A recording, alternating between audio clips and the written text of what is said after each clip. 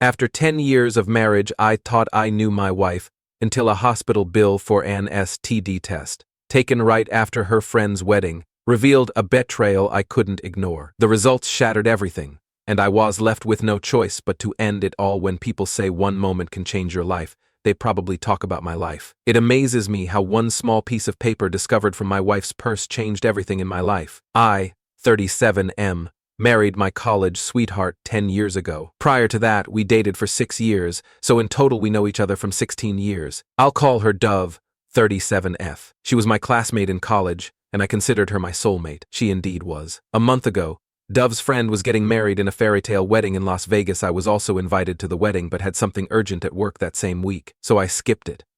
It was an elaborate event which lasted for a week. When Dove returned from the wedding, she was unusually quiet. I asked her if everything was fine. She said she was just tired after the week-long wedding festivities. It seemed natural to me, so I gave her the space she needed to wind up.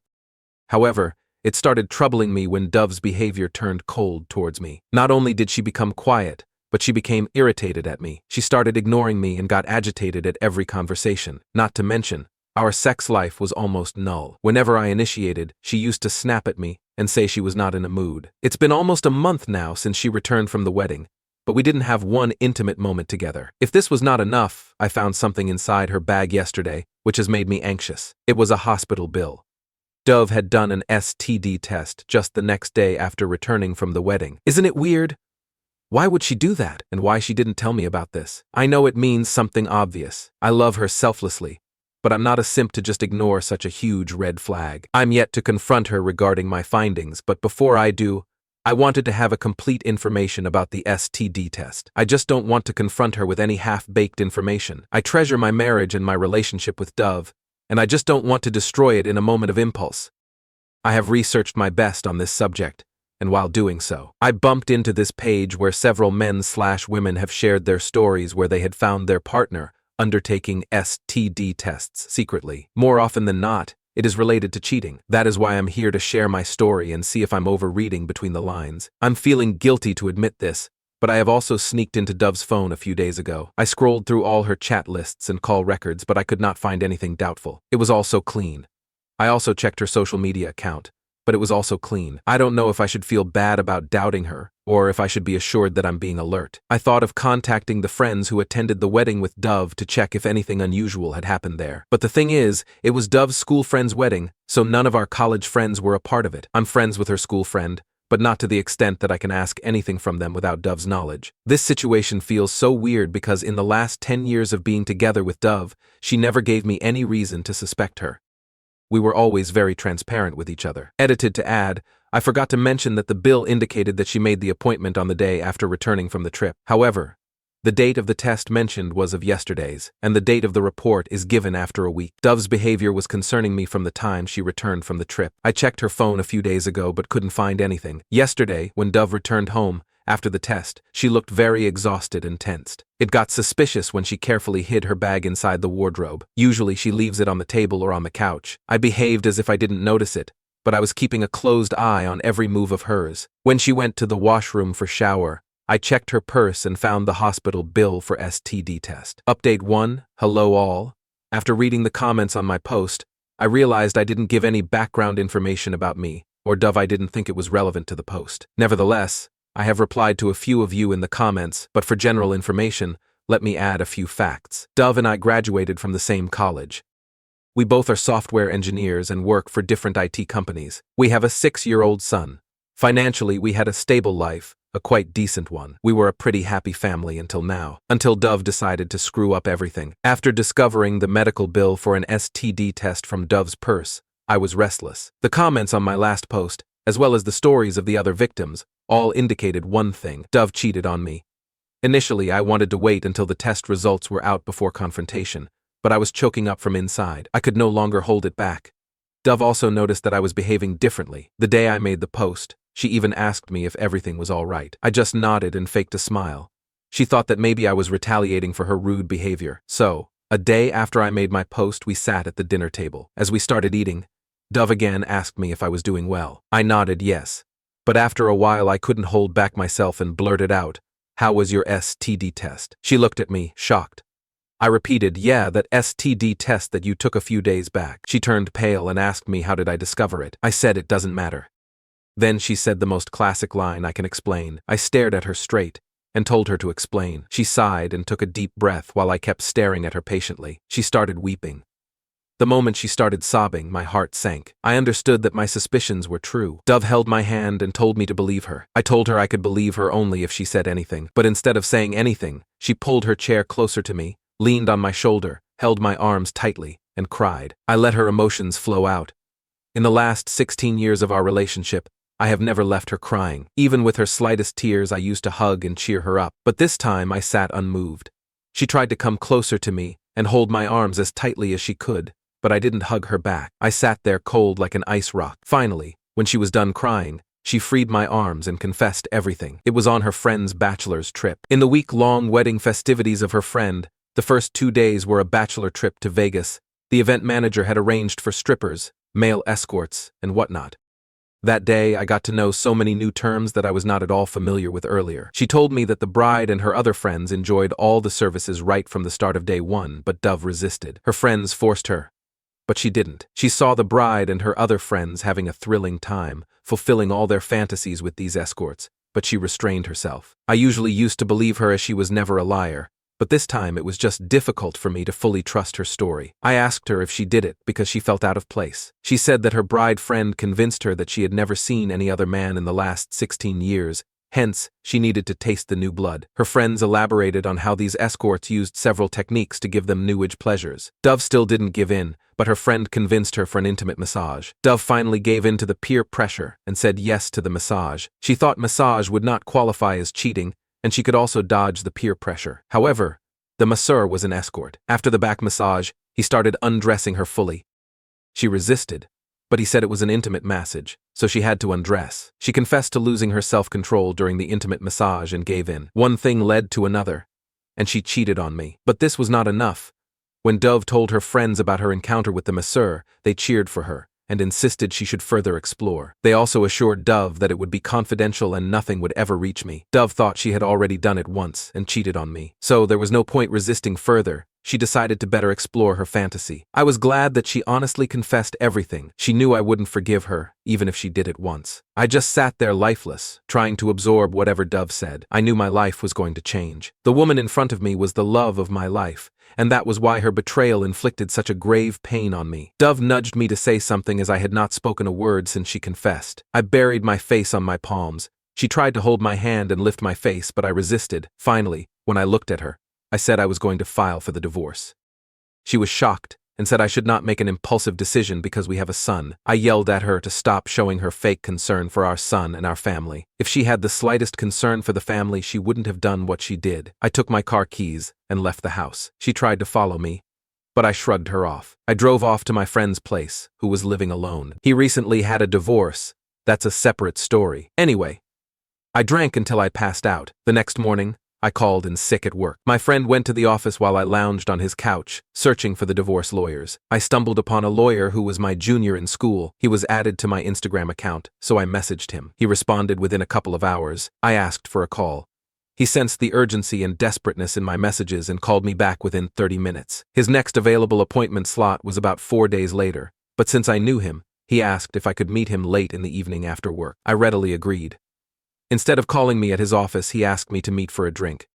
So the last evening, Dove confessed her cheating, and the next evening I was sitting with my lawyer and discussing my divorce. He asked me to sleep over my decision and see if the emotions subsided, and I decided to give her a chance. I told him that I was mindfully making this decision. I relayed my divorce terms to him, and he assured me of starting the paperwork immediately. I requested him to fast-track the process because I want to get done with it as soon as possible. Anyone who heard me would have assumed I was making an impulsive decision, but I was not. I love Dove, but not more than my self-respect. I told him that I trusted Dove with my life, and if I'm taking this decision, it is definitely severe. I cannot let her get away with the cheating. The next day, I went home in the afternoon. I thought she would be at work, but she was at home. She had become miserable just in the last few days. As soon as she saw me, she rushed towards me and tried to hug me, asking me where I had been for the last 2 days and why I was not responding to her calls and messages. I wanted to push her away, but she looked so pale and fragile that I could not do so. I let her hug me, but I didn't touch her. I stood stiff.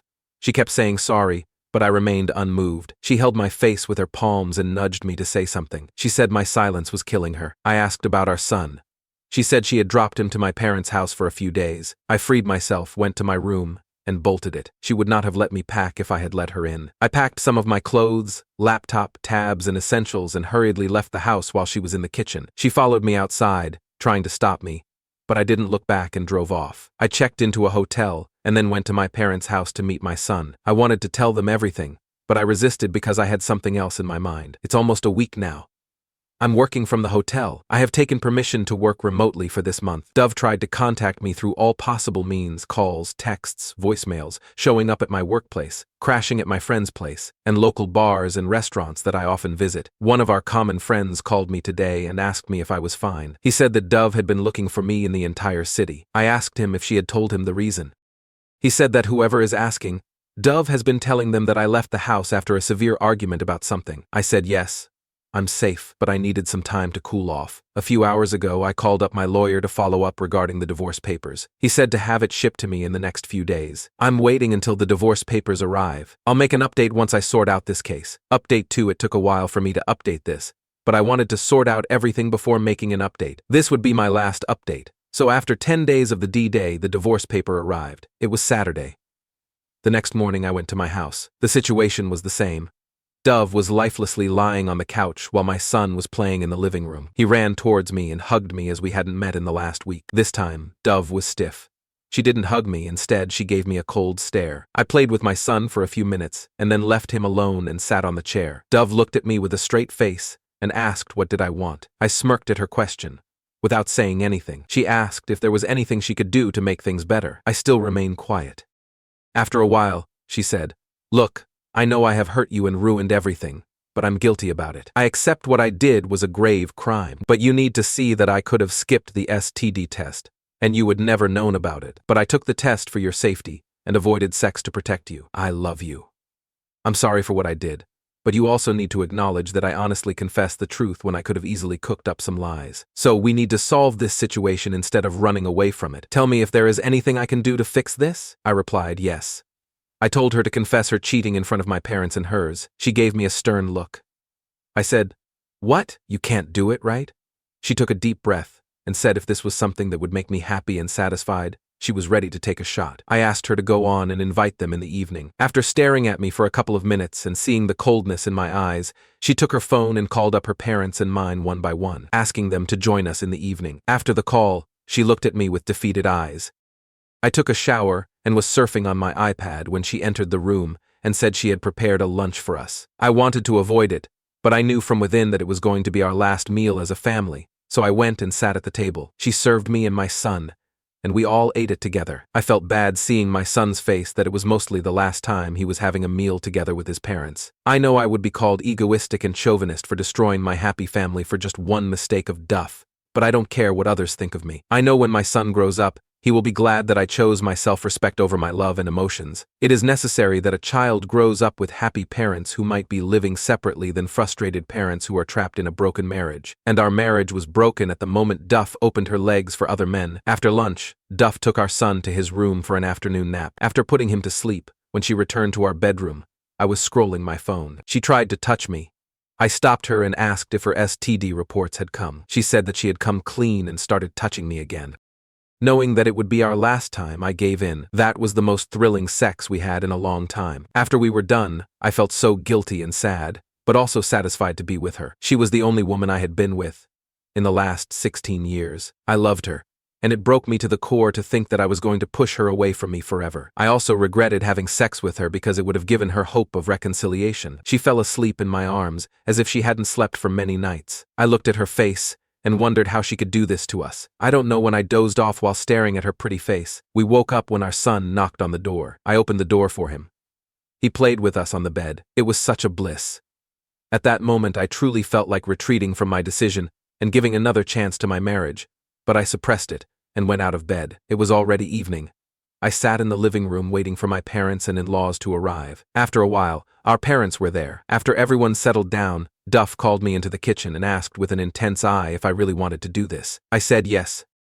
She then went outside and told everyone that she had something to confess. She told them she cheated on me at her friend's wedding, but it didn't mean anything. She loved me and could do anything for me. She went on to say that she had confessed about this to me, and I wanted her to inform everyone about this. It happened so fast that my parents thought it to be a prank. I said it was not a prank, and added that she had confessed when I found the STD test bill in her purse. Her parents looked down in embarrassment and anger. My parents were also disappointed, but they didn't say anything. I told everyone that I also had something to say, and it was that I had filed for divorce. I pulled out the divorce papers and started reading the terms of the divorce. Duff tried to interrupt me, but I continued. I gave her the house in which she and my son could live while I would move out. We both would have joint custody of our son, and I would pay my share of the child's support. After reading it, I handed over the papers to her. She gave me a disgusted look and said I tricked her into this. She glanced through the papers and signed it right away. Her parents stood up and left immediately without saying a word. My parents also left, but while leaving they asked if I wanted to move in with them for some time. I nodded and said I'll see. Duff went to our son's room and locked it from inside. Not only did she feel humiliated in front of her parents and in-laws, but she felt defeated that all those confession and humiliation was for nothing. I packed my remaining stuff and left the house. I wanted to meet my son, but I knew Duff wouldn't let me do so. That was the reason she had locked herself in his room. After that evening, I didn't get any calls or texts from Duff. After 45 days or so, we were presented in the court, where our divorce was settled amicably, as none of us contested. We didn't say anything to each other and parted ways after it was over. It's been more than a week since the divorce was settled. I have been busy throughout, finding a house and settling in there. We may cross paths because of our son, but it is going to be only transactional. I still feel empty and frustrated because I know I have also hurt her and humiliated her. Maybe we both got what we deserved,